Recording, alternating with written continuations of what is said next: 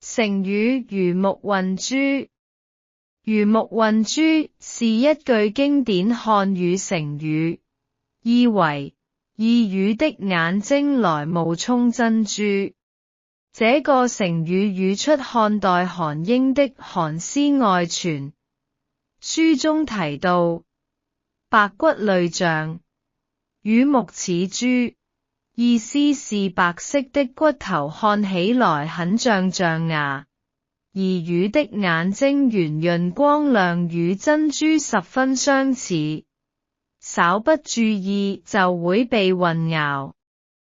後人便以此形容用假貨來欺瞞大眾。此成語用來比喻以假亂真，以次充好，在句中多作謂語、定語或狀語。購物防騙例句：收藏古董要先培養鑑定能力，以免買到魚目混珠的假貨。